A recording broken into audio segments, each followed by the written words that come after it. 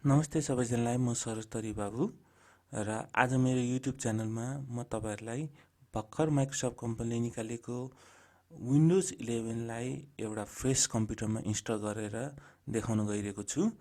र विन्डोज 11 को फुल भर्सन अहिलेसम्म निस्केको छैन, त्यसैले मैले मेरो कम्प्युटरमा चाहिँ विन्डोज 11 को डेभलपर प्रिभ्यूलाई चाहिँ म इन्स्टल गरेर देखाउने छु। र विन्डोज 11 को चाहिँ तपाईले चाहिँ कुनै पनि कम्प्युटरमा इन्स्टल गर्नको लागि चाहिँ तपाईको कम्प्युटरमा चाहिँ हुनै पर्ने रिक्वायरमेन्ट भनेको यस प्रकार छ, जसमा तपाईले माइक्रोसफ्ट को साइटमा जानुभयो भने चाहिँ विन्डोज 11 को चाहिँ यसरी सिस्टम रिक्वायरमेन्टहरु पाउनुहुन्छ र यसको फिचरहरु सबै तपाईले देख्न सक्नुहुन्छ, जसमा तपाईले सिस्टम रिक्वायरमेन्टमा चाहिँ प्रोसेसर, र्याम, स्टोरेजहरु यहाँ दिएको छ। र यदि तपाईको कम्प्युटरमा चाहिँ यो सबै कुरा पुग्छ भने तपाईले आफ्नो कम्प्युटरमा चाहिँ विन्डोज 11 लाई चाहिँ इन्स्टल गर्न सक्नुहुन्छ।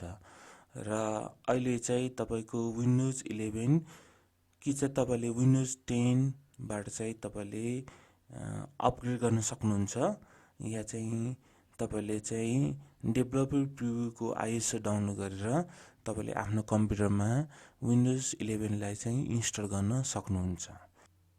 र अब हामी विन्डोज 11 को डेभलपर प्रिभ्यूलाई चाहिँ हाम्रो फ्रेश कम्प्युटरमा कसरी इन्स्टल गर्ने त हामी त्यो हेर्न गइरहेको छौं।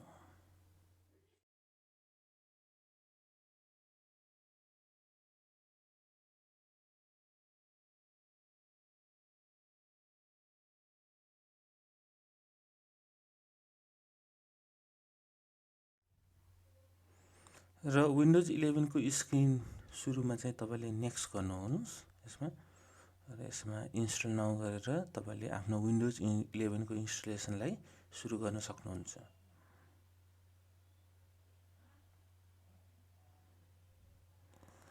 र तपाईले यसमा प्रोडक्ट की नदिए पनि हुन्छ, आई डोन्ट ह्याभ प्रोडक्ट की गरेर कन्टिन्यू गर्न सक्नुहुन्छ। र त्यसमा डिफरेन्ट एडिसन छ, तपाईलाई कुन चाहिन्छ त्यो सिलेक्ट गरेर अगाडि बढ्नुहोस्। र मैले विन्डोज 11 प्रो लाई सिलेक्ट गरेर नेक्स्ट गरे र आई एक्सेप्ट गरेर तपाईले यसलाई पनि नेक्स्ट गर्नुहोस् लाइसेन्स एग्रीमेन्टलाई। र यसमा चाहिँ तपाईले इन्स्टलेसनमा चाहिँ कस्टम चुज गरेर अगाडि बढ्नुहोस्।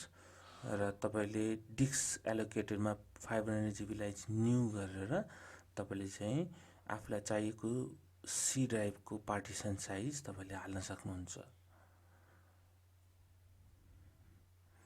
पार्टिसन साइज हालेर तपाईले एप्लाई गर्नुहोस्।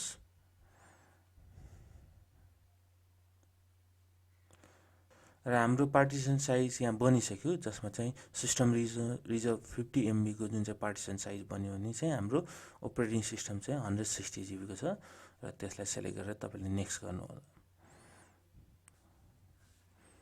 र हाम्रो अब विन्डोज इन्स्टल हुँदैछ र यो प्रोसेसलाई हामी सिध्याउने छौं।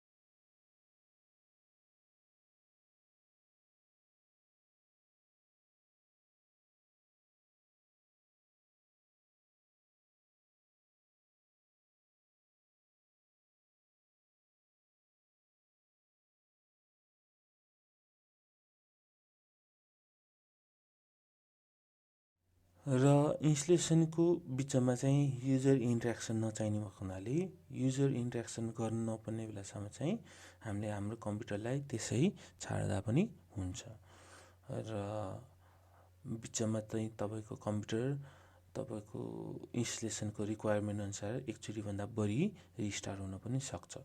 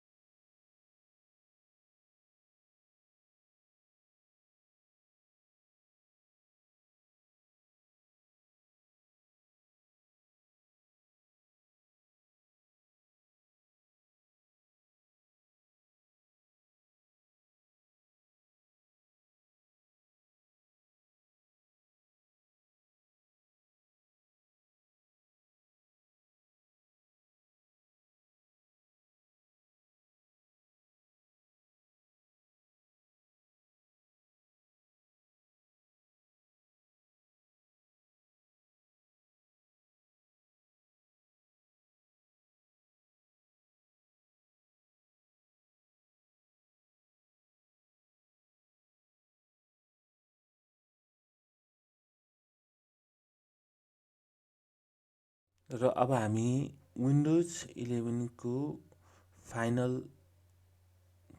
पुगिसकेछौँ र यसमा चाहिँ तपाईले आफ्नो कन्ट्री सेलेक्ट गर्नुहोला, चाहेको कन्ट्री, र हामी नेपाल सेलेक्ट गरेर त्यसलाई नेक्स्ट गर्नेछौँ।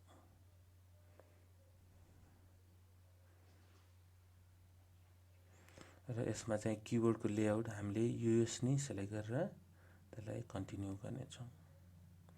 र सेकेन्ड किबोर्ड हामी स्किप गर्नेछौँ। र यसमा वाइफाई सेटअपको अप्सन तपाईले देख्नुहुनेछ र यसमा चाहिँ वाइफाई अहिले चाहिँ आई डोन्ट ह्याभ इन्टरनेट भनेर हामी कन्टिन्यू गर्नेछौँ। र यसमा चाहिँ कन्टिन्यू विथ लिमिटेड सेटअप गरेर हामी कन्टिन्यू गर्नेछौँ। र यसमा चाहिँ कसले तपाईको कम्प्युटर युज गर्छ त्यसको नाम सेलेक्ट गरेर नाम टाइप गरेर नेक्स्ट गर्नेछौँ। र तपाईले पासवर्ड पनि राख्न सक्नुहुन्छ। म ब्ल्याङ्क पासवर्ड राखेर मैले नेक्स्ट गरेँ।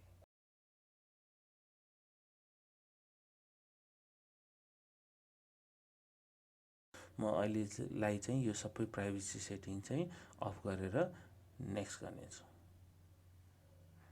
र यो सेटिङलाई चाहिँ तपाईलाई चाहियो भने पछि पनि तपाईले अन गर्न सक्नुहुन्छ।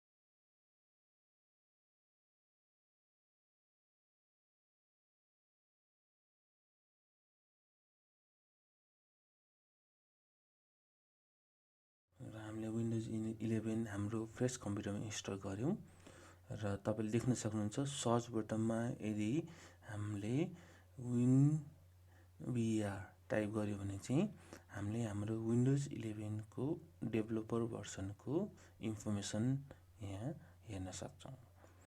र हामीले विन्डोज 11 को डेभलपर प्रिभ्यूलाई हामीले फ्रेस कम्प्युटरमा इन्स्टल गरेर हेर्यौं र आशा छ तपाईहरुलाई यो भिडियो मन पर्यो होला।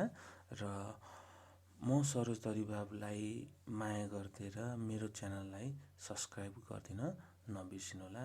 धन्यवाद। नमस्ते।